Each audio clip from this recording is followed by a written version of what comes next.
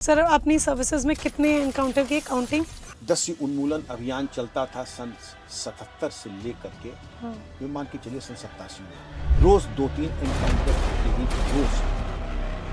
आपके लिए सुना है कि डकैत आपके नाम से कांपते थे, अपराधी भाग जाते थे। मेरी जिंदगी ही बीत गई ऐसे ऑपरेशंस करते। एक दो हो तो मैं 100 लड़के उसके बाद स्वचालित हथियार लेकर के चलिए रामगढ़ से और पूर्वी उत्तर प्रदेश से होते हुए दिल्ली जा रहे थे कि अब जा करके हम प्रधानमंत्री निवास पे हमला करें। लेकिन वहां पर जाके लाउड हिलिंग में तुम एक तरफ से सीआरपीएफ से घिरे हो, दूसरी तरफ से बीएसएफ से, तीसरी तरफ से तुम हमारे कमांडो से घिरे हो, हथियार डाल दो वरना हम तुम्हें भून के गिरा देंगे। यूपी में ये ऐसा लगता है कि अवैध धर्मांतरण, जिहाद के केसेस, अवैध मदरसा, ये सब अपनी जड़ें जमा चुके हैं और स्पेशली नौजवानों को, बच्चों को, बच्चियों को अपना निशाना बना रहे हैं।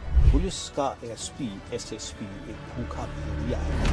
वो ताक में रहता है कि छांगू बाबा या उसकी तरफ कोई मिल जाए और हम कैसे उसको नोच करके उसके टुकड़े टुकड़े करते। लेकिन अगर आप जा रहे हैं ब्यूटी कॉन्टेस्ट में भी जा रहे हैं, आप फैशन परेड में भी जा रहे हैं, फैशन शो में जज बन रहे हैं, मुझे सख्त आपत्ति है ऐसे डैंडीज पुलिस ऑफिसर से जो अपने काम के साथ साथ इन सब चीजों का समय निकाल कैसे देते हैं। खूब बत्तियां और पीछे पीछे 4-4 गाड़ियां और खूब हॉर्न, आराम से नोटों की गड्डियां, कुछ हम देखते हैं जैसे टीवी में भी दिखाते हैं। अनुचित एक पब्लिक सर्वेंट के कॉन्डक्ट रूल्स में भी यही है और एक पुलिस ऑफिसर को सेल्फ इफेसिंग मतलब कि अपने और अपने बारे में चर्चा न करें। आजकल सोशल मीडिया का ज़माना है, हम हर पल इंस्टाग्राम पर हैं, फेसबुक पर हैं, यूट्यूब पर तुरंत चीज़ें पल भर में एक्सेस हैं, अपलोड हो जाती हैं। फेक न्यूज़ बहुत जल्दी वायरल होती है और इन फेक न्यूज़ की वजह से कई बार माहौल भी खराब हो जाता है। पुलिस को चाहिए कि सोशल मीडिया को सर्वोच्च प्राथमिकता देते हुए गंभीरता पूर्वक लें। कभी कुछ पूरे आपकी सर्विसेज के दौरान कोई इमोशनल पल रहा? क्योंकि आप लोग बहुत कठोर होते हैं, बिल्कुल ऐसे रहने वाले ना। कभी कोई ऐसा डील किया हो इमोशनल फेस से कि मतलब आंखों में आंसू आए हों या बहुत इमोशनल हो गए हों? कभी कोई पल ऐसा रहा? ऐसे तमाम पल आते, उसकी चर्चा हम लोग ना करें। हेलो नमस्कार, युग चरण के एक और अमेजिंग पॉडकास्ट में आप सभी का बहुत बहुत स्वागत है। और आज हमारे साथ वो शख्सियत हैं जिनके नाम से डकैत कांप जाते थे और अपराधी यकीन मानिए अपना रास्ता ही बदल लेते थे। अब एजुकेशन सेक्टर से जुड़ चुके हैं और इस पॉडकास्ट से मैं आपको ये बता दूं कि 3 चीजों का वादा मैं यानी मोनिका ग्रोवर आपसे करने जा रही हूँ। सच, किस्से और वो फैसले जिनसे पुलिस का चेहरा हमेशा हमेशा के लिए बदल गया। हमारे साथ हैं former DGP of UP Vikram Singh ji, जो कि करेंटली नोएडा इंटरनेशनल यूनिवर्सिटी के चांसलर भी हैं। वेलकम सर, नमस्कार। Thank you, Monica ji. I'm ever so grateful to you for making me a part of your wonderful Yug Charan podcast family. God bless you. Thank you very much. Thank you sir, and it's an honour कि आपने अपना time, इतना precious time हमारे लिए निकाला। It's an honour sir. बहुत सारी चीज़ें हम आपसे जानेंगे, समझेंगे, सीखेंगे। आज यहाँ से बहुत सारे लेसन्स भी हम अपने साथ लेकर जाएंगे, क्योंकि ये सच में ऑनर है कि आप जैसी पर्सनालिटीज़ हम यूथ के साथ जब जुड़ती हैं तो कुछ सीखने का, समझने का मौका मिलता है। पहले मैं आपको थोड़ा सा जानना समझना चाहूँगी, कब आपने डिसाइड किया अपनी लाइफ की किस एज में, वो पल क्या था? कब आपने डिसाइड किया कि आपको पुलिसिंग सेक्टर में जाना है, आईपीएस बनना है, ऑफिसर बनना है, देश की सेवा करनी है? अच्छा सवाल। ये तो निर्णय था कि देश की सेवा करनी है, किस रूप में करनी है, इसका निर्णय अंततोगत्वा जब मैं एग्जामिनेशन में बैठा तो सभी सर्विसेज में क्वालिफाई किया और सभी सर्विसेज जब मैंने किया तो कदाचित मेरे पहला ऑप्शन था ऑडिट्स एंड अकाउंट सर्विस, दूसरा रेलवे अकाउंट सर्विस और आईपीएस लास्ट था। क्योंकि एकाकी जीवन मुझे बहुत पसंद है और एकाकी जीवन के पैमाने पर जो सबसे ज्यादा एकांत आपको प्रदान करता वो ये 2 सर्विसेज प्रदान करती। लेकिन हमारे युग में ये संभव नहीं था कि आप विवाह कहाँ करें, आप सर्विस कौन सी करें, वो आपका व्यक्तिगत निर्णय नहीं हो सकता था। इस निर्णय पे माता पिता की इच्छा सर्वोपरि थी। उन्होंने कहा कि बेटा तुम पुलिस ज्वाइन करो, बस बात वहीं समाप्त हो गई। और कई लोगों ने कहा कि you are cut for the police. हालांकि मैं समझता था कि शायद मेरा एकाकी जीवन और एक आनंद की अनुभूति होगी, ना आनंद ज्यादा के चक्कर में न पड़ो, भगवान चाहेगा रिटायरमेंट के बाद एकांत ही एकांत रहेगा। तो मैं आईपीएस में आया और वो एक निर्णय था और ईश्वर की कृपा थी वो निर्णय बहुत ही अच्छा निर्णय माता-पिता का था और मैं हर बच्चे से कहूँगा कि आप अगर कहीं असहज हों, तो माता-पिता का निर्णय वो मान लीजिए ईश्वर का निर्णय है आपके लिए। ट्रू, माता-पिता आपके लिए कभी गलत नहीं सोचेंगे, कुछ कभी वो गलत उनके मन में आ ही नहीं सकता और उनके कहे अनुसार चीज़ चलिए, जीवन में सब अच्छा ही होगा। मोनिका जी एक चीज़ और, हुँ, ये बात केवल आपके आईपीएस या किसी व्यवसाय की नहीं, आपके विवाह के लिए भी माता-पिता जो निर्णय जी। लें, उसको पूरी वरीयता दीजिएगा। सर आजकल के बच्चे जो इग्नोर कर देते हैं, मतलब क्योंकि आपने ये बात शुरू की, आजकल के बहुत सारे बच्चे हैं, वो इग्नोर कर देते हैं पेरेंट्स की बात और वो ये कहते हैं कि मुझे मेरी लाइफ़ जीने दो, मेरी चीज़ों में इंटरफेयर मत करो। उनको क्या कहेंगे? आप अपनी लाइफ़ जिए, हुँ, लेकिन आपकी लाइफ़ का एक अंश आपके माता-पिता से आच्छादित है और आपके माता-पिता के बिना आपकी लाइफ़ क्या है, ज़रा एक बार इसको भी सोच लीजिए। हुँ, माता-पिता ना होते तो आप ना होते। माता-पिता अगर आपको जेब खर्च, आपकी फीस ना देते, तो आप कहाँ जाएँगे, ज़रा इस पे भी सोच लीजिए। अकबर इलाहाबादी ने एक शेर कहा था, हम उन किताबों को समझते हैं काबिले ज़ब्ती, जिनको पढ़ के औलाद समझते हैं माँ-बाप को खप्ती। तो आजकल की जो तालीम है और सोशल मीडिया है, ये हमारे बच्चे बड़े प्यारे हैं। हुँ, उनका जानकारी का स्तर बहुत उच्च कोटि का है हुँ, और आईटी और सोशल मीडिया तो ऐसा है कि हम सीखते हैं अपने बच्चों से। लेकिन आप ये समझ लें कि माता-पिता के बिना आपका जीवन है, आपका जीवन पूरी तरीके से अधूरा है माता-पिता के बिना। और जिनके माता-पिता हैं, उनकी सेवा करके धन्य हो जाइए। माता-पिता के जिनको आशीर्वाद मिला, जीवन की तमाम ऊँचाइयाँ उन्होंने प्राप्त की। तो माता-पिता का जीवन और बच्चों का, मेरी लाइफ़ आपकी लाइफ़ है, आपकी लाइफ़ में सकारात्मक हो, लेकिन हमारे माता-पिता का था कि जो ग्रहण तुम्हारे जीवन में लगने वाला है, माताजी से ज़्यादा बात है कि वो ग्रहण हम तुमको स्पर्श नहीं करने देंगे। अब वो चाहे ग्रहण मद्यपान का हो, आप समझ रहे हैं मद्यपान क्या होता है, चाहे ड्रिंकिंग का हो, चाहे डेटिंग का हो या हुँ, फालतू फंड की कंपनी का हो। उस ज़माने में सोशल मीडिया तो था नहीं, लेकिन ये ज़रूर था, डेटिंग, ड्रिंकिंग और फालतू की कंपनी के साथ क्या कर रहे हैं? हाँ। वक़्त काट रहे हैं। तो वक़्त नहीं काट रहे हैं, वक़्त आपको काट रहा है। जी। ये बहुत सही बात है सर, वक़्त आपने मतलब बिल्कुल माइंड में फिट होने वाली बात कह दी है कि आप वक़्त नहीं काट रहे हैं, वक़्त आपको काट रहा है और फिर आप पछताएँगे, जीवन बर्बाद हो जाएगा। सर आपकी सर्विसेज़ की जब आपने सर्विसेज़ की 1974 से आप ये बताइए वो 3 फैसले या वो 3 ऐसी चीज़ें जो तब के बाद और अब तक में आपको हमेशा प्राउड फ़ील कराती हों? हर चीज़ मैं आपको बताता हूँ कि आपने मिलावट का काम नहीं होता है। कुछ चीज़ें ऐसी होती हैं, जो हमेशा शाश्वत सत्य, हुँ, 2 + 2 = 4, लाखों साल पहले भी यही था, आज भी यही है, लाखों साल बाद भी वो नहीं हुँ, बदलेगा। आपने किसी को वचन दिया है, तो वो वचन आप पूरा करेंगे। इसकी मिसाल मैं दूँगा। नंबर 2, आप जो काम है निष्ठापूर्वक करेंगे, उसमें किसी प्रकार का कोई प्रमाद, कोई रिश्वत, कोई एहसान आप किसी का नहीं लेंगे। रिश्वत लेना गाय का गोश्त खाने से भी बदतर है, ध्यान रहे इस बात का। और दूसरी चीज़ जो वचन आपने दिया, मैं आपको छोटी-सी मिसाल देता हूँ, व्यक्तिगत मैंने कभी दी नहीं, आज आपको पहली बार दे रहा हूँ क्योंकि आप उसकी पात्र हैं। मेरा एंगेजमेंट हो गया था, माता-पिता ने एंगेजमेंट किया था हुँ, और एंगेजमेंट जब हो गया हमारा, तो उसका निर्णय भी माता-पिता ने ही किया था और उन्होंने कहा था, ये है। और कुछ ही महीने बाद एक राज्य के मुख्यमंत्री ने कहा कि हम मिलना चाहते हैं मेरे माता-पिता से। मैं तो एक ट्रेनिंग में जा चुका था। तो वो आकर के बैठे और उन्होंने कहा कि ये हम अपने बेटी का प्रस्ताव लाए हैं। तो माता-पिता ने कहा कि अब मुख्यमंत्री जी वो विलंब हो चुका है, अब तो संग एंगेजमेंट हो चुका है। एंगेजमेंट क्या है, जितना लिया था शगुन, उसका दूना हम वापस कर देंगे लड़की वालों को। तो पिताजी हमारे बड़े ठसक और बड़े पुराने मिजाज के थे कि मुख्यमंत्री जी आप चाय नाश्ता कीजिए, मुझे कुछ काम है, मैं आता हूँ। मेरी पत्नी आपकी खातिर तवाज़ो करेंगी। उसके बाद जब चाय नाश्ता कर चुके तो माताजी ने पिताजी को बुलाया, उन्होंने कहा मुख्यमंत्री जी, आपने बड़ी कृपा की कि आप पधारे, लेकिन इससे ज़्यादा अपमान मेरा आज तक किसी ने किया नहीं। आपने कैसे समझ लिया कि मैंने अगर सगाई कर दी, किस मुँह से मैं जा कर के कह दूँ कि मैं सगाई वापस कर रहा हूँ, क्योंकि आपसे बड़ा रिश्ता आ गया है। हुँ, भगवान न करे मुख्यमंत्री जी आपसे बड़ा रिश्ता है कि तो मैं वो भी तोड़ दूँगा। ये मान के चलिए कि मेरी पत्नी और हम मर जाएँगे, विक्रम मर जाएगा, लेकिन रिश्ता वही रहेगा जब तक लड़की वाले ना कह दें हम तोड़ देंगे। एक चीज़। दूसरी चीज़ क्या है, किसी का एहसान लेना, किसी से मदद लेना, राजनीतिक मित्रों के घर जाना, उनसे कोई फ़ेवर प्राप्त करना, ये मेरे मिजाज में नहीं रहा। इसी तरह गलत काम, जो डकैत है, फिर चाहे कोई भी ना हो, चाहे हमारे परिवार का हो, चाहे कहीं और का हो। जो दंड का प्राविधान है वो उसी हिसाब से, उसी अनुपात में है। बल्कि अगर किसी ने दुस्साहस किया कि वो आपके गांव का अपने को बता रहे हैं, तो उसकी दूनी सजा उसको मिलेगी। उसका लाभ, आपने तो लाभ उठा लिया ये कह करके कि मैं आईजी साहब का, डीजी साहब का, कप्तान साहब के गांव का हूं, तो उसका दुष्परिणाम भी आप भोगिए। अब आपकी वो खातिर की जाएगी और सुनिश्चित करूंगा कि मैं आप दंड सजा पाए। हम्म। तो एक होता है कि at the end of the day सबसे बड़ा ट्रैंक्विलाइजर क्या होता है? A clear conscience is the best tranquilliser. फिर आपको नींद की गोली खाने की जरूरत नहीं आएगी कि आप नींद की गोली खा गए, क्योंकि आपने ऐसा कोई कर्म नहीं किया है। और ये सैकड़ों एनकाउंटर करने के बाद मैं कह रहा हूं कि मेरी अंतर आत्मा ने मुझे कभी धिक्कारा नहीं है। सर, अपनी सर्विसेज में कितने एनकाउंटर किए, काउंटिंग? आप नेट पे जाइए, इसका जवाब आप मुझसे न पूछें। अगर आप चाहेंगी आपकी एपेटाइट ना खराब हो जाए, कुछ फोटोएं मेरे पास हैं।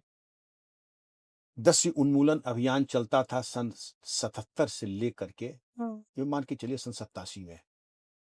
रोज 2-3 एनकाउंटर होते ही थे, रोज। अब आप जोड़ना शुरू कर दीजिए। लोग कहते हैं कि आपने 600 किए, कोई कहता है आपने 650 किए। तो आप लगभग, मैंने कभी गिनती की नहीं। मेहमान ने कितनी रोटी खाई वो गिनी नहीं जाती है। और डकैत कितने ऊपर भेजे जाए ना, इसका मैंने हिसाब रखा। परमात्मा ने जो करा दिया वो मैंने कर दिया, वो मेरा कर्तव्य था।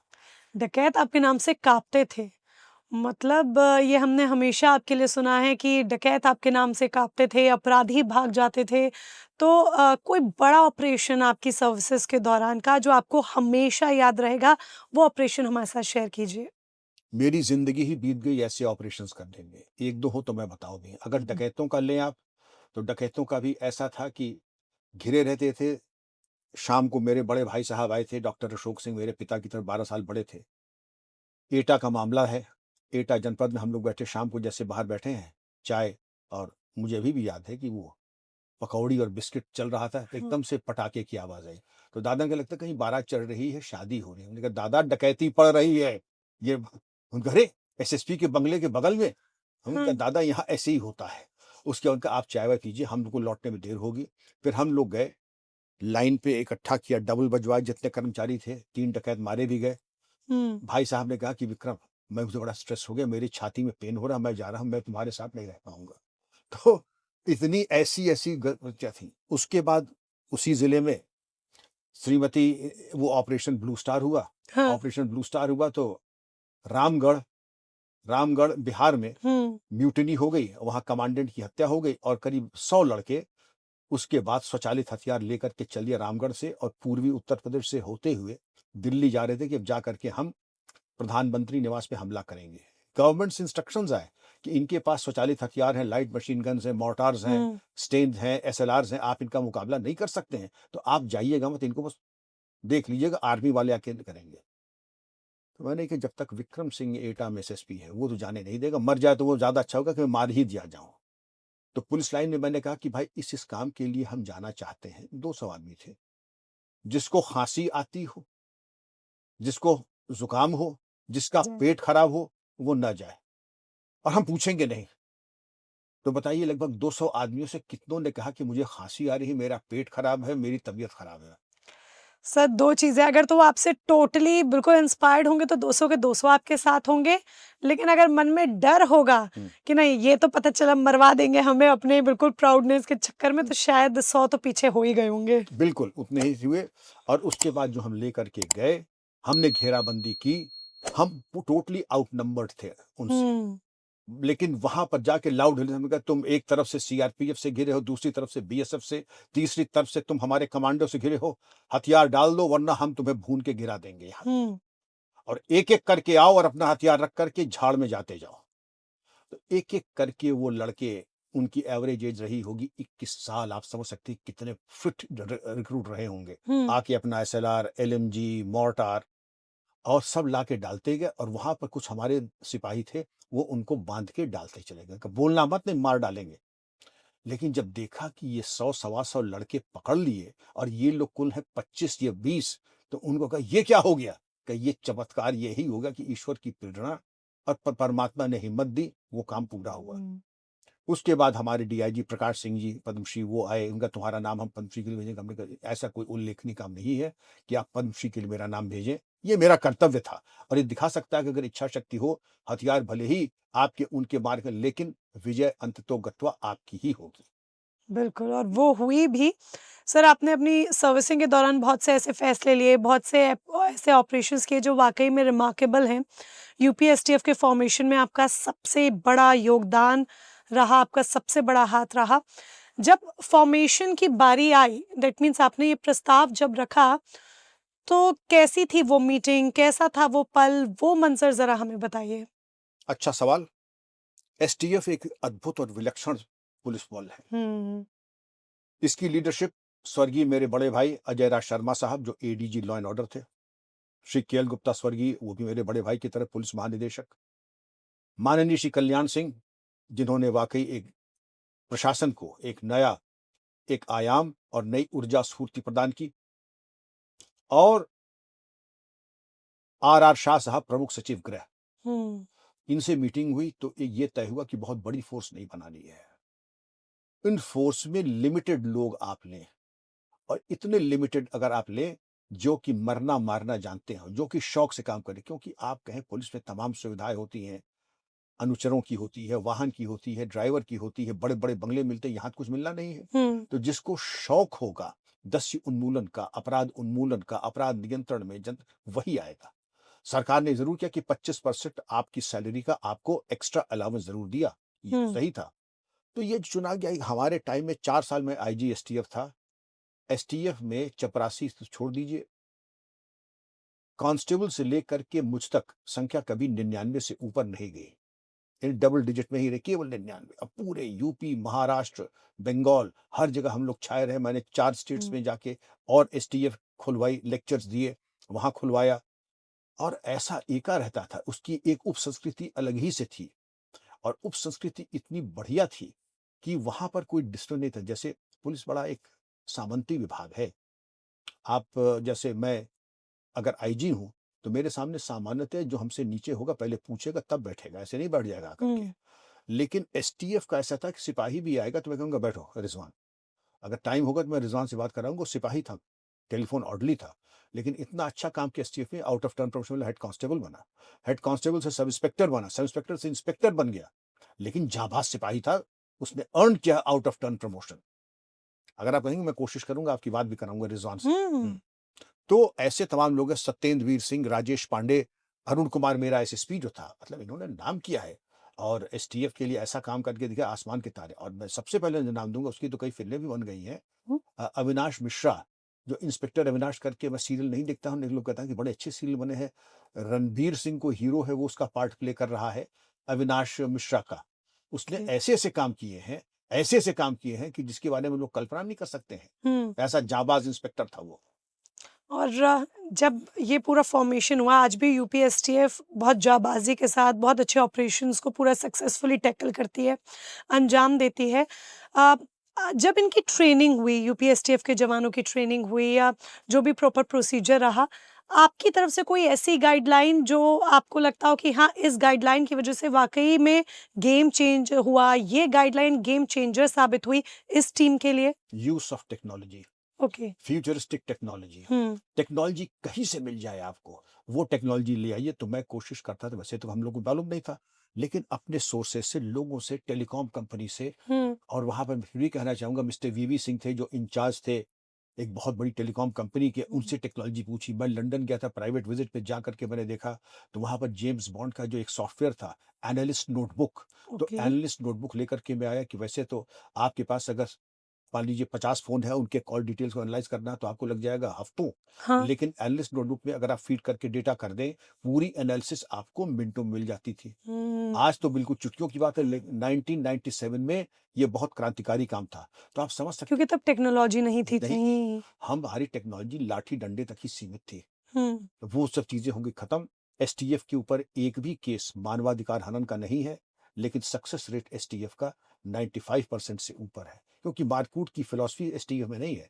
हम टेक्नोलॉजी से इतना निकाल लेते हैं, इलेक्ट्रॉनिक सर्विलेंस इतना निकाल लेते हैं, और lie detector test, polygraph test और अन्य हाँ, टेक्नोलॉजी से हम इतना निकाल लेते हैं, और आईटी और आज की तारीख में आपको जान के खुशी होगी कि एसटीएफ तमाम फ्यूचरिस्टिक टेक्नोलॉजीज का, जिसमें रोबोटिक्स भी है, एआई भी है और ये तमाम चीजें हैं, ऑगमेंटेड रियलिटी वगैरह, इन सब का इस्तेमाल करती है। मतलब आप, मैं अगर आज ये कहूं कि एसटीएफ की टेक्नोलॉजी आज की तारीख में इस सेकंड टू नन कंट्री में नहीं, वर्ल्ड में। जी सर, ये भी मैं आपसे जानूंगी कि आज जो यूपीएसटीएफ है वो बहुत रिमार्केबल ऑपरेशंस कर रही है, जैसे मैंने पहले भी जिक्र किया, बट कुछ चीज़ें ऐसी हैं जो बहुत ज़्यादा हाईलाइट हो जाती है। लाइक बीच में ये छांगुर बाबा वाला केस आया था और यूपीएसटीएफ ने बहुत सारे ऐसे ऑपरेशंस भी अंजाम दिए जो अवैध मदरसे हैं उनकी आड़ में जिस तरीके से धर्मांतरण हो रहा है, जिहाद के केसेस हैं, इन सब के लिए क्या कहेंगे? इन पर आपका टेक क्या है? क्योंकि यूपी में ये ऐसा लगता है कि अवैध धर्मांतरण, जिहाद के केसेस, अवैध मदरसा, ये सब अपनी जड़ें जमा चुके हैं और स्पेशली नौजवानों को, बच्चों को, बच्चियों को अपना निशाना बना रहे हैं।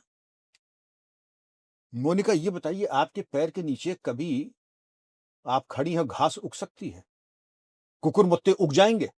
अगर घास और कुकुर मुत्ते आपके पैर के नीचे होगी, जिसको अंग्रेजी में कहते हैं that I have allowed to grass to grow underneath my feet, अगर हमने अलाउ किया है तो मुझसे बड़ा घामड़, क्षमा कीजिएगा, मुझसे बड़ा डलर्ड कोई हो नहीं सकता है। पुलिस का एसपी, एसएसपी एक भूखा भेड़िया है। वो ताक में रहता है कि छांगुर बाबा या उसकी तरह कोई मिल जाए और हम कैसे उसको नोच करके उसके टुकड़े टुकड़े करते, कानून की परिधि में। ये भाषा शैली हम इसलिए यूज कर रहे हैं कि हम लोग इंतजार करते कोई आप आए तो सही और हम आपको तबाह कर दें, अच्छे से उसकी सेवा पानी करें। ऐसी सेवा होगी, आप त्राही त्राही कर देंगे, आप याद करेंगे आपकी कोई सेवा, नाती पोतों को आप बताएंगे कि ऐसी सेवा हुई कि क्या ससुराल में आपकी सेवा हुई होगी। आंसू निकलेंगे खुशी के आपके कि भाई आज तक मुझे उनका आतिथ्य याद है। भगवान न करे कि आपको कभी थाने की सेवा का अवसर किसी को मिले, लेकिन मिलेगा तो 3 जनरेशन याद रखते हैं उसको। छांगुर वांगुर ये तभी तक पनपते हैं हमारी नालायकी से, हमारे भ्रष्टाचार से, या दोनों से। 500 करोड़ रुपए आए, 1000 लड़के उसने एंगेज किए लव जिहाद करने के लिए।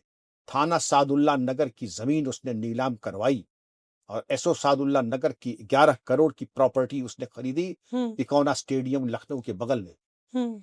मैं जानना चाहूंगा कि वहां के एसपी, वहां के डीआईजी, वहां के आईजी को दिखाई नहीं पड़ रहा था? क्या कर रहे थे? धृतराष्ट्र बन गए थे, दिखाई नहीं पड़ रहा था? या बराबर के हिस्सेदार हैं आप? मैं खुल के कह रहा हूं, अनाज के नीचे ये हो कैसे गया?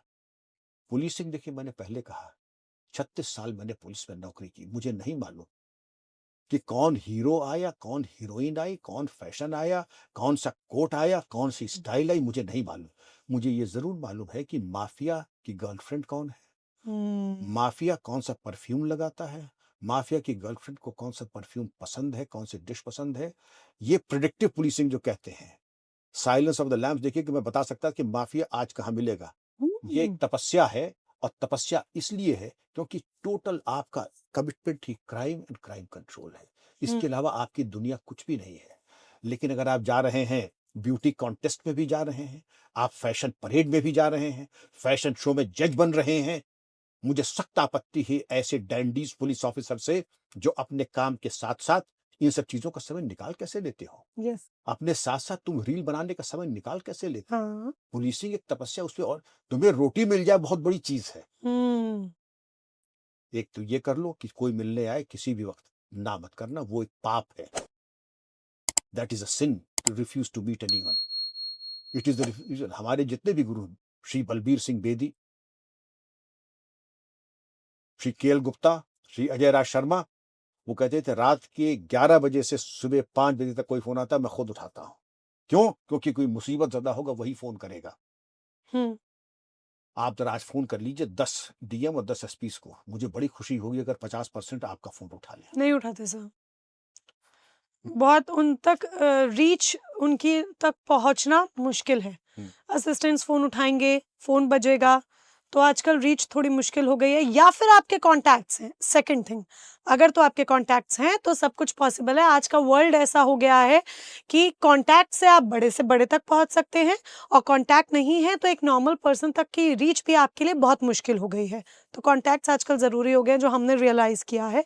वेल, कोई ऐसा ऑफिसर जिसने आपको इतना इम्प्रेस किया हो कि आपको लगा हो कि हाँ, इसके अंदर मुझे अपनी छवि दिखती है, कि ऐसा लगता है कि मेरी एक झलक इसके अंदर है?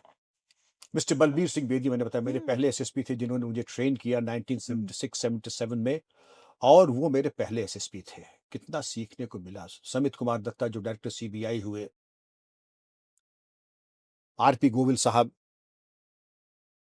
मिस्टर जोशी जो यूपी के डीजीपी रहे, एक से एक विलक्षण अफसर, और जिनकी माली हालात ऐसी थी कि ये मान के चलिए कि उनके पास घर में छोटा फ्रिज 165 हम्म। लीटर वाला, सबसे छोटी कार मारुति 800, उनकी पत्नी जब जाती थी शॉपिंग करने एज डीजीपी एसएसपी, तो मतलब कैसे जाती थी, रिक्शे पे जाती थी, वो कभी पुलिस का संसाधन इस्तेमाल नहीं किया। बिल्कुल सादा जीवन। बिल्कुल सादा जीवन, बिल्कुल सादा जीवन। और सर आजकल तो खूब बत्तियां और पीछे पीछे 4-4 गाड़ियां और खूब हॉर्न, आराम से नोटों की गड्डियां, कुछ कुछ हम देखते हैं जैसे टीवी में भी दिखाते हैं, और रियलिटी में इंस्टाग्राम पे आजकल बहुत कुछ दिखता है कि कुछ किसी रोला पूरा, ये एक तरह से हमारी भाषा में कहें जो यूथ की भाषा है, रोला वाले अफसर, इनके लिए क्या कहेंगे? अनुचित है। एक पब्लिक सर्वेंट के कॉन्डक्ट रूल्स में भी यही है, और एक पुलिस ऑफिसर को सेल्फ इफेसिंग, हम्म। सेल्फ इफेसिंग मतलब कि अपने और अपने बारे में चर्चा न करें, अपने और अपने बारे में प्रचार प्रसार न करें। और ये वैसे भी कॉन्डक्ट रूल्स के विपरीत है कि आप अपने बारे में रील बनाएं, जब तक सरकार आपको अधिकृत न करे आपको मीडिया के पास जाना नहीं चाहिए, इंक्लूडिंग सोशल मीडिया। और इसके बारे में सबने शासनादेश भी निर्गत कर दिया है। और अपने बारे में चर्चा करना बहुत बड़ी एक चीपनेस है, वल्गर है, it's in bad taste. But sir आजकल तो कॉमनली हम देखते हैं कि रील्स होती हैं ऑफिसर्स की। गलत होती, नार्सिज्म कहते हैं, ये एक मनोवैज्ञानिक रोग है जिसको हम्म। कहते हैं हिंदी में नरगिसपना, अंग्रेजी में नार्सिज्म। हम्म। अपनी प्रशंसा, अपने जो शीशे को देख करके, mirror mirror on the wall, who is the most beautiful of them all. तो आपको अपनी तारीफ करानी है, अच्छे कमेंट देखने हैं, then you are not cut for the police. Hmm. Then you go resign and go and join the film industry. Film industry में जाइए, नाटक कीजिए, थिएटर ग्रुप ज्वाइन कीजिए। पुलिसिंग करना है जितना टाइम आपके पास नहीं रहेगा। और वर्दी पहन करके अगर कर रहे, थाने और पुलिस ऑफिस में कर रहे हैं, वो और बड़ा अपराध है कि आप गोपनीयता भंग कर रहे हैं विभाग की। बिल्कुल। 2007 में आप डीजीपी बने, तो जब आप डीजीपी बने आपने अपना पदभार संभाला, पहले जो 48 घंटे थे, पहले 48 घंटे आपके कैसे थे? कौन-सा ऐसा ऑपरेशन था जो आपके लिए चैलेंजिंग था या आपको बीट करना था? पहले 48 घंटे का आपका क्या काम था? और दिमाग में सबसे पहले क्या आया पदभार संभालते ही कि अब मुझे ये करना है? हमने सबसे पहले कि जब कभी आपने अपने करियर में हेल्पलेस फील किया है, असहाय फील किया है कि आपके ऊपर बहुत राजनीतिक दबाव था, आप मुझको बताइए, मैं उसका समाधान करूंगा। सबसे पहले की था कि एक एमएलए साहब ने किसी एसपी के ऊपर हाथ उठाया तो वो फाइल बंद हो गई, ले आओ रखो वो फाइल। दूसरा था कि एक राजनीतिक व्यक्ति ने एक एसपी को लखनऊ में बॉनेट पे बैठा करके खूब घुमाया था, फाइल बंद हो गई थी राजनीतिक, हमने कहा वो फाइल ले आओ। ऐसी जितनी फाइल है ये अब मेरी मेज पे रहेंगी जब तक इनका निस्तारण नहीं हो जाए। आप पर रहा कभी पॉलिटिकल प्रेशर? पॉलिटिकल प्रेशर ना हो तो ऐसा तो संभव है, लेकिन वो भी जानते थे कि मरता क्या न करता, बड़ी मजबूरी का पॉलिटिकल प्रेशर मैं जानता हूँ क्या होता है, ना मैंने कभी सुना। मैंने फिर कहा 2+2=4।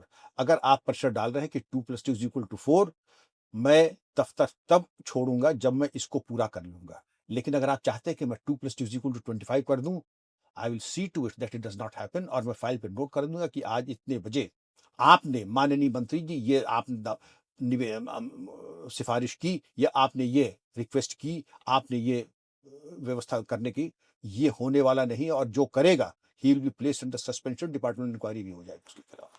जिन्होंने मुख्यमंत्री जी को अपने दरवाजे से लौटा दिया, उनसे कोई क्या ही डरेगा या उन पर क्या ही पॉलिटिकल प्रेशर डालेगा? वो पहले ही इमेज क्लियर है कि इनको कुछ नहीं कहा जा सकता। जानते हैं, एक साहब ने आकर के कहा तो कि साहब या तो आप कर दें मुख्यमंत्री का, तो फिर आप मुख्यमंत्री जी के यहाँ चले जाओ, मैं नहीं करूंगा। फिर उनका क्या रिएक्शन था? कुछ नहीं खाना, अरे भाई साहब आपसे बड़ी उम्मीद थी। हमने कहा आप उम्मीद करें सही चीज के लिए, हाँ। गलत चीज के लिए आप उम्मीद क्यों करते हैं? हम्म। मैं तो कोई हिस्सेदार हूं नहीं आपके गलत चीजों। जो मैंने कहा वो उचित नहीं होगा आपसे कहना, आप बहुत ही सरल हृदय की हैं। लेकिन मैंने कहा कि लगता मेरे कार्य और आचरण में जरूर आपने कोई अनुशासनहीनता देखी होगी जो आपने ये कहा। आप पता लगा ले, आज तक मैंने कभी किसी के कोई नाजायज काम किया हो? आज भी आप पता लगा ले मैंने कोई नाजायज काम किया हो, कहीं कोई प्लॉट लिया हो, किसी से मैंने कोई फायदा लिया हो, यहाँ तक कि मैंने जो ड्यू था मैंने वो भी नहीं लिया। ददुआ ठोकिया जब मारे गए थे, मुख्यमंत्री जी ने ये घोषणा की, जहां चाहो एक प्लॉट ले लो उत्तर प्रदेश में, जहां चाहो एक वेपन अपनी इच्छा का तुम ले लो। तो मैं कागज भरने लगा अपना कि ये वेपन में लूंगा। सबसे महंगा वेपन था, जो शायद वॉल्थर पिस्टल थी 24 लाख की, वो भरा। फिर हमने कहा नोएडा में एक प्लॉट ले लेते हैं। श्रीमती जी ने पूछा कि भाई क्या कागज वागज भर, इतनी मेहनत क्यों कर रहे हो डीजी होकर के? कहा, नहीं वो देखो मुख्यमंत्री जी ने कहा कि कहें उनका सबको लेने दीजिए, आप नहीं लेंगे। उनका मैं क्यों नहीं लूंगा? उनका क्योंकि आपने आज तक किसी से कोई तोहफा नहीं लिया है, आप ये भी नहीं लेंगे। तो मैंने भी कहा कि जब भी मेरे जीवन में इंद्रधनुष आता है तो आप काले बादल की तरह के बीच में खड़ी हो जाती हैं। लेकिन मैं धन्यवाद दूंगा, आभार कहूंगा अपनी श्रीमती जी का, उन्होंने सही दिया कि आज तक मैं किसी की आधी प्याली चाय का गुनहगार नहीं। वो ठीक था, उन्होंने कहा था, उनका बड़प्पन था, मैं आभारी हूँ, लेकिन मैंने लिया नहीं, ना प्लॉट लिया ना हथियार लिया। और ये बहुत ज़रूरी होता है व्यक्ति के जीवन में माँ-बाप जो सही दिशा दिखाते हैं, और पुरुषों के लिए जहाँ तक अपने एक्सपीरियंस से, क्योंकि मैं भी मैरिड हूँ, कि फीमेल का एक सपोर्ट ऐसा होना चाहिए जो आगे आपको ये कहे कि हाँ, इसी दिशा में सही-सही चलते रहो, अच्छा काम कर रहे हो, जो समय-समय पर आपकी पीठ थपथपाए। ऐसी थी आपकी वाइफ टोटली? कहीं ज्यादा देवी स्वरूपा है, आज तक के एक रुमाल की फरमाइश नहीं की, कुछ हुँ। मांगा नहीं।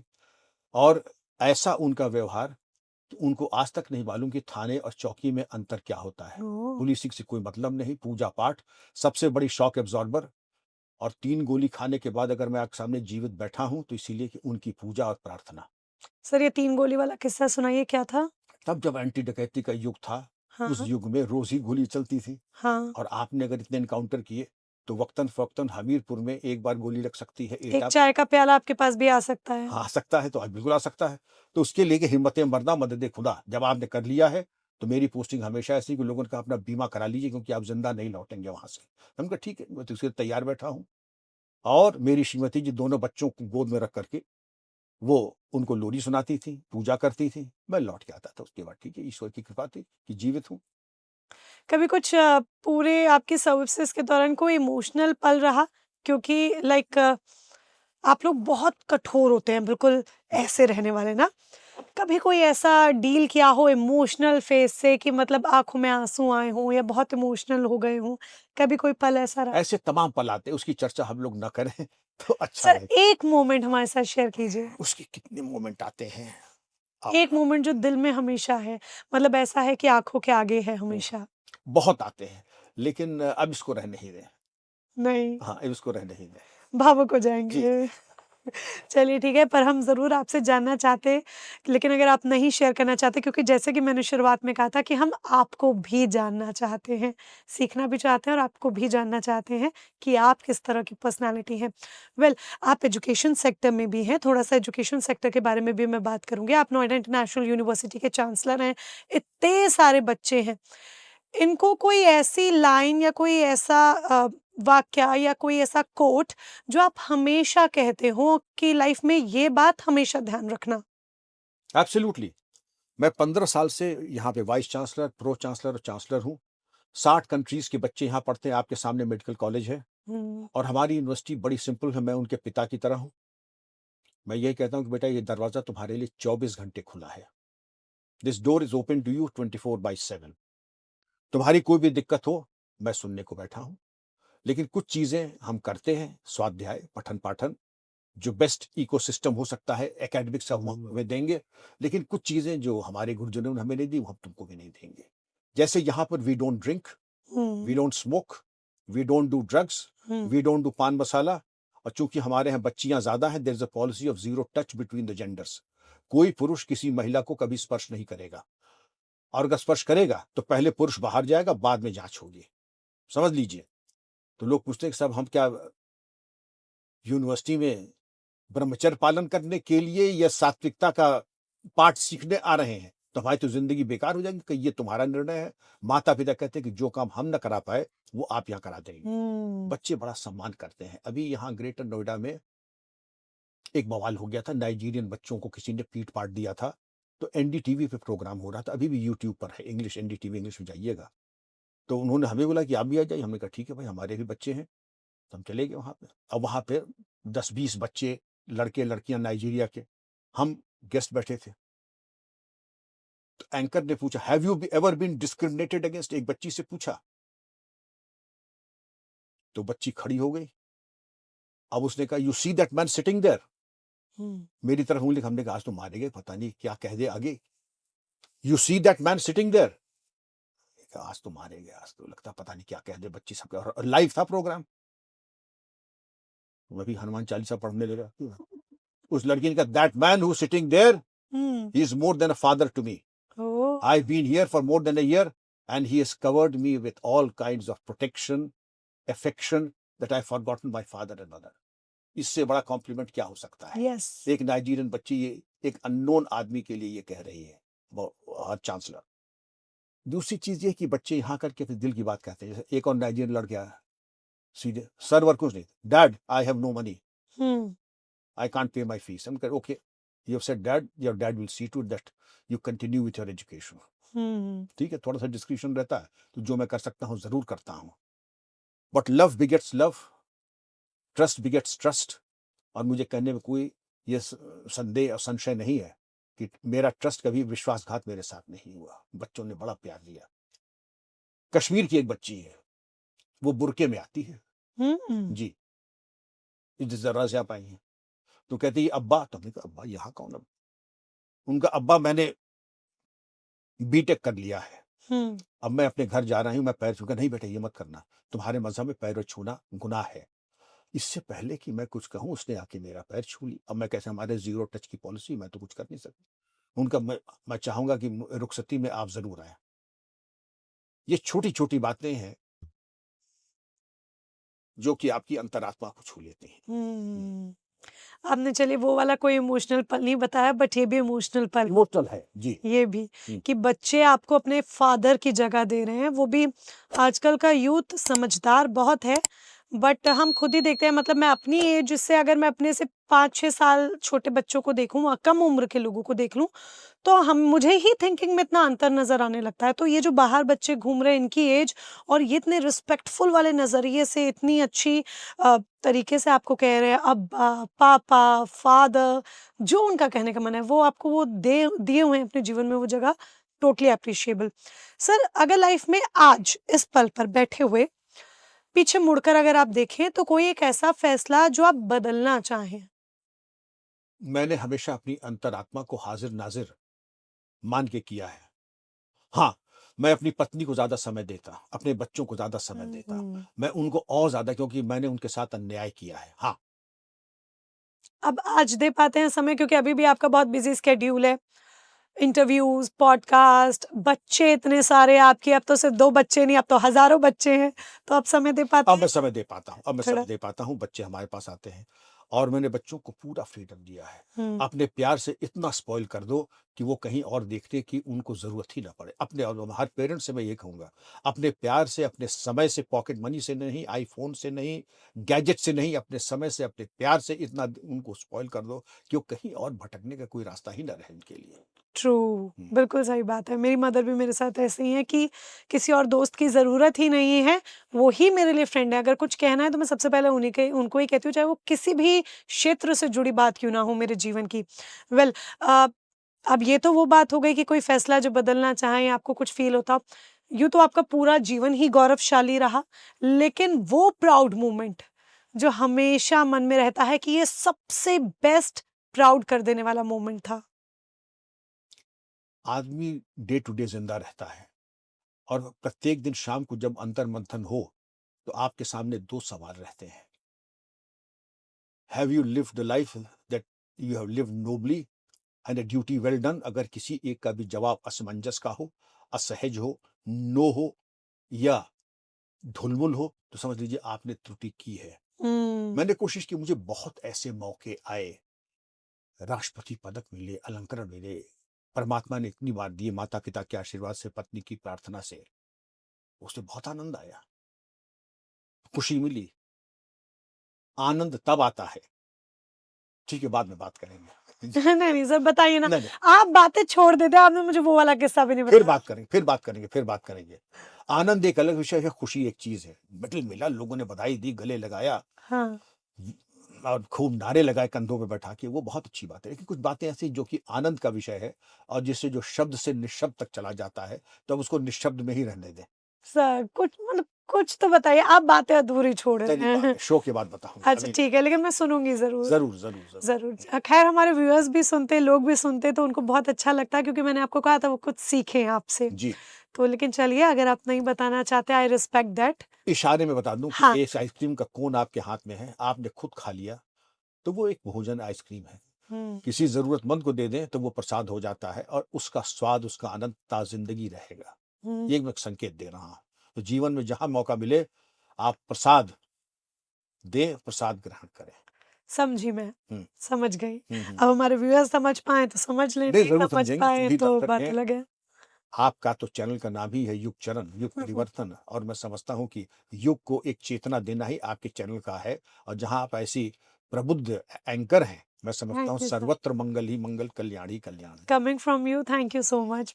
ये मुझे हमेशा याद रहेगा कि आपने मेरे लिए ये वर्ड्स बोले।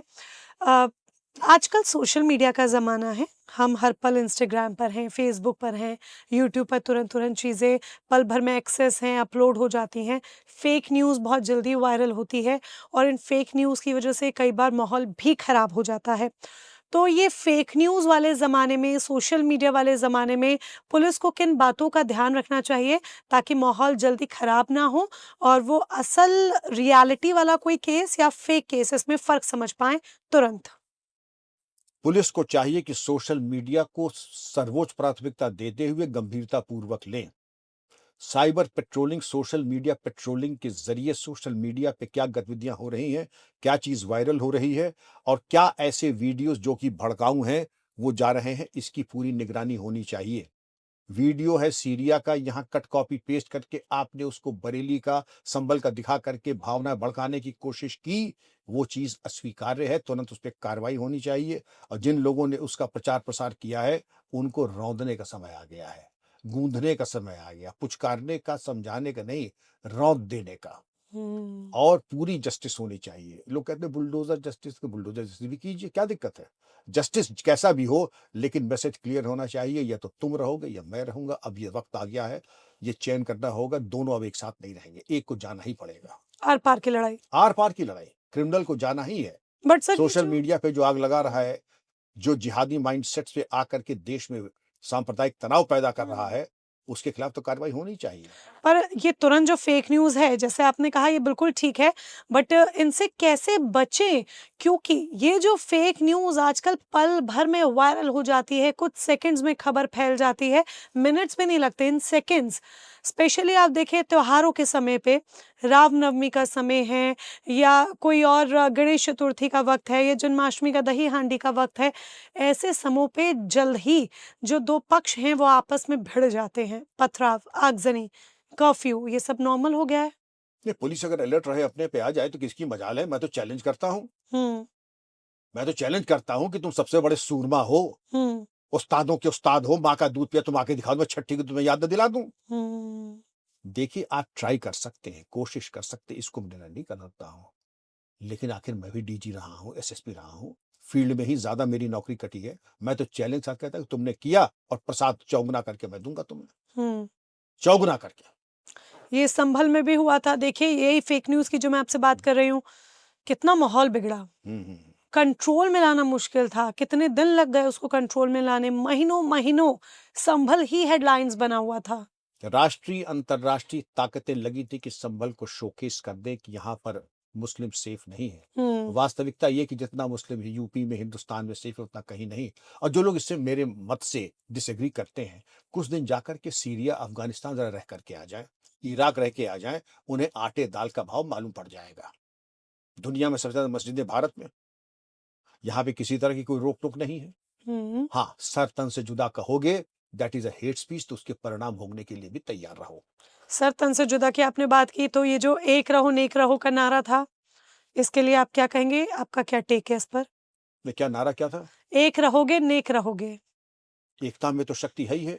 बट ये जो एक रहोगे नेक रहोगे, ये इंडिकेशन था कि हिंदुओं एक हो जाओ, एक रहोगे, मिलकर रहोगे तो ही अच्छा होगा। मैं ये समझ नहीं इंडिकेशन ये पा था। रहा हूँ कि परिवार में अगर एक न रहे, ऐसा भी कहीं पति पत्नी एक रहे तो क्या इसमें क्या बुराई है? परिवार एक रहे तो अलग है, और हिंदुओं के साथ अगर एक रहे, हिंदुओं से ऊपर इतनी कृपा क्यों की जा रही है कि हिंदू अगर बिखरे रहे तो किसका लाभ हो रहा है? हिंदू एक था, एक है और हमेशा एक रहेगा। और हिंदुओं के बारे में अगर है तो क्या गलत कह रहे हो? किसको बुरा लग रहा है कि हिंदू एक? आप उनसे पूछिए कि अगर हिंदू एक हो रहा है तो आपको इसमें आपत्ति क्या है? लेकिन फिर भी ये जो डिविजन्स हो रहे हैं, क्योंकि ये टॉपिक छिड़ गया है, तो मैं इस पे ज़रूर आपसे कंटिन्यूटी में थोड़े से सवाल करूँगी, क्योंकि यूपी को आपने बहुत करीब से जाना, समझा, देखा, आप यूपी की नब्ज़-नब्ज़ से वाकिफ़ हैं, तो यूपी के लिए ही ये लोग आपस में जो रिलीजन का डिवीज़न करे बैठे हैं, हिंदू, मुस्लिम, ये जो डिवीज़न करे बैठे हैं, इनको क्या मैसेज कन्वे करेंगे? और इसके लिए जो एक पक्ष है, 80 बनाम 20 की भी बात बीच में हुई थी, ये जो एक पक्ष है, वो गवर्नमेंट को कोसता है। गवर्नमेंट को कौन कोसता है मेरी समझ में नहीं आता। ये हमारा एक लोकतांत्रिक अधिकार है। हुँ, हम जिसको चाहे सत्तारूढ़ कर दें, जिसको हुँ, चाहे सत्ताच्युत कर दें। क्यों? क्योंकि वोट का अधिकार है। ये निर्णय जनता का है और जनता का ये पवित्र निर्णय है, इसमें किसी को आपत्ति होने का कोई प्रश्न ही नहीं उठता है। लेकिन सांप्रदायिकता फैलाना, देश को बाँटना, समाज में विघटन पैदा करना, मुझे घोर आपत्ति है ऐसे तत्वों से, जो जा करके आपकी जात पूछें, ये पूछें कि आपकी एजेंसी में, आपके हुँ, संगठन में टॉप बॉस कौन बैठा है, कितने सवर्ण हैं, कितने अनुसूचित जाति के यहाँ पर हैं, ये जो करना है। और सबसे पहले वचनम किम दरिद्रता, आपने ऐसा कौन-सा उपकार देश के ऊपर कर दिया है, हुँ, जो पर उपदेश कुशल बहुतेरे। सूप बोले तो बोले, छलनी क्या बोले जिसमें 72 छेद हों। अरे आपने कौन-सा कल्याण कर दिया है? कल्याण वो बात वो करे जिसने खुद जीवन में जाकर के कुछ किया हो। हुँ, फोटो ऑफ करना एक चीज़ है कि जाकर के एक दिन जनेऊ पहन के मंदिर में चले गए, मंत्र एक आता नहीं आपको, दूसरा मंत्र में जो है आप मतलब मंत्र एक आता नहीं। मंदिर जाके सामान पड़ा कि आप असहज हैं, कहाँ बैठना, कैसे बैठना है। दूसरे जाकर के अनुसूचित जात के व्यक्ति के यहाँ 5 स्टार का खाना जहाँ पहले लग जाता है, उसको पत्तल में लगा के आप खा रहे हैं। इतना तो भाई भारतीय जनता को आप मूर्ख ना समझें। वो जानते हैं कि ये मोमोज़ कहाँ से आए हैं। हुँ। दरिद्र नारायण के यहाँ मोमोज़ अभी तक तो नहीं बन रहे हैं। आज करंटली 3 सुधार अगर लागू करने का आदेश आपके पास हो कि आप 3 चेंजेस कर सकते हैं, तो वो पुलिसिंग सेक्टर में कौन से 3 आदेश होंगे? पुलिस कमिश्नरेट सिस्टम, हुँ, नंबर 2 जुडिशियल रिफॉर्म्स कि आज अगर एफआईआर हुई है, 90 दिन में व्यवस्था आ जाए। न सिर्फ इन्वेस्टिगेशन पूरा हो बल्कि जजमेंट भी आ जाए। और तीसरी चीज़ मारपीट और थर्ड डिग्री पे टोटल बैन, जैसे हुँ, एसटीएफ मैंने करके दिखाया। ये जो ज़माना था कि कहते थे कि पुलिस में जब तक आप आधे कसाई और आधे इंसान ना हो, आप अच्छे पुलिस अफ़सर हो नहीं सकते हैं, तो एसटीएफ ने करके दिखा दिया। आप शत प्रतिशत मानव रहें और आपकी कामयाबी आसमान छुएगी। मारपीट पे पूरा प्रतिबंध, थर्ड डिग्री टोटली बैंड। हुँ। एक रैपिड फायर राउंड मैं आपके साथ करना चाहूँगी, छोटे-छोटे सवाल और उनके छोटे-छोटे जवाब। लीडरशिप पर बेस्ट किताब जो आप लोगों को रेफ़र करेंगे? Napoleon by Emil Ludwig. New recruitments को आप कभी ना भूलने वाली कौन-सी सीख देंगे? सत्यनिष्ठा, देश प्रेम, कठोर परिश्रम। पुलिस की सबसे अच्छी फ़िल्मी झलक किसी फ़िल्म में दिखाई गई हो, आपने देखी हो वो फ़िल्म? पुलिस में या फिर चलिए सबसे खराब, कुछ भी जो आपने कभी हाँ, देखी हो। सबसे खराब तो मैं कही दे सकता हूँ। हाँ, तो मैंने खराब। एक देखी थी, वो दबंगम सिंघम की बड़ी चर्चा हुई थी, उसमें सबसे घटिया फ़िल्म वही मैं कहूँगा। जी। लोगों को बड़ी पसंद आई, पसंद वैसे आई कि ब्लॉकबस्टर नाच-गाना थी। और उसमें शराब-वराब का तड़का था, पाकिस्तान में कहा था, हर थाने में लिखा है, जो हमारे में कहा था। लेकिन इसीलिए मैंने भी देखा, वरना फ़िल्मों से मैं परहेज़ करता हूँ। हाँ। इतनी वाहियात और बंडल पिक्चर मैंने देखी नहीं। हर गलत संदेश उस पिक्चर के माध्यम से नए लड़कों को पहुँचाया गया। हुँ। चुलबुल पांडे, हाँ, हाँ, हाँ। चुलबुल पांडे दबंग मूवी। हुँ, हुँ। कोई डर आज भी आपके मन में? डर क्या होता है मैं जानता नहीं। Very nice. आपके जीवन का सबसे बड़ा मेंटोर? मेरे माता-पिता, अगर आप आईपीएस ना होते, तो क्या होते? शिक्षक, आज अगर आप 10 साल की उम्र का विक्रम सिंह, आज के विक्रम सिंह को क्या कहता? सत्यम वदः, धर्मम चरः, मातृदेवो भव, पितृदेवो भव, गुरुर्देवो भव। वॉव! हुँ। सर, आज के दौर में एक आम आदमी खुद को कैसे सिक्योर फ़ील कर सकता है? अपना कर्म और आचरण ऐसा रखें कि आपकी किसी तरह की कोई मोहताजी किसी के ऊपर ना हो। न्यू एस्पिरेंट्स को क्या संदेश देंगे जो आईपीएस के लिए पढ़ाई कर रहे हैं, जल्दी क्लियर कर लें, अच्छा जीवन वो जिएँ, तो उनको क्या सीख देंगे? What worked yesterday will not work today. You cannot win today's war by yesterday's strategies. आप अपनी स्ट्रेटजी को ऐसा करें, प्रोग्राम योर माइंड और your mind will program you.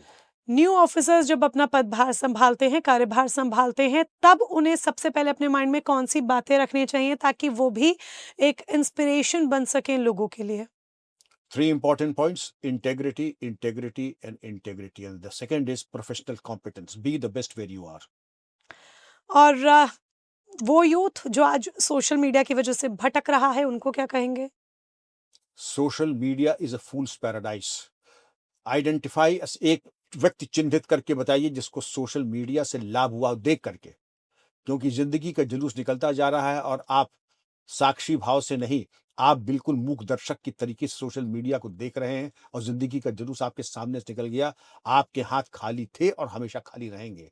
Be active, proactive, क्योंकि जब आपकी बुद्धि सन्निपात से हो जाएगी सोशल मीडिया देखते हुए, तब जब आपकी बुद्धि, प्रतिभा और मेधा की आवश्यकता होगी तो वो आपके काम नहीं आएगी, क्योंकि सोशल मीडिया तब तक सब खा चुका होगा। इतनी कृपा कीजिए, सोशल मीडिया का 30 मिनट से 31वां मिनट मत लीजिएगा।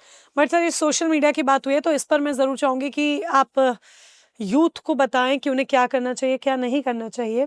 अच्छा, पहले ये बताइए, फिर मैं आगे अपना सवाल करूँ। एक ऑफिसर की अप्रॉक्स सैलरी क्या होती है? डिपेंड करता है डीजीपी या एएसपी। दोनों, चलिए। अब तो मुझे मालूम नहीं, हमारी तनख्वाह तो लॉर्ड कॉर्नवालिस के ज़माने से बदली नहीं थी, तो एएसपी की तनख्वाह थी 400 रुपए। लेकिन होते-होते नया पे कमीशन आया तो 1000 हो गई। लेकिन अब मैंने सुना कि एएसपी की तनख्वाह भी अच्छी खासी हो गई, 50,000 के करीब हो गई होगी। डीजीपी की तनख्वाह अच्छी होती है, और जब पहली बार जब मैं डीजीपी था कि साहब 2 लाख रुपए है, तो हमने कहा भाई ला के दिखाओ, मैं कैश देखना चाहूँ 2 लाख रुपए होते कैसे हैं, क्योंकि तनख्वाहें बड़ी कम थी। तो तनख्वाहें काफ़ी हैं, पर्याप्त हैं, अगर आपका संयमित जीवन है।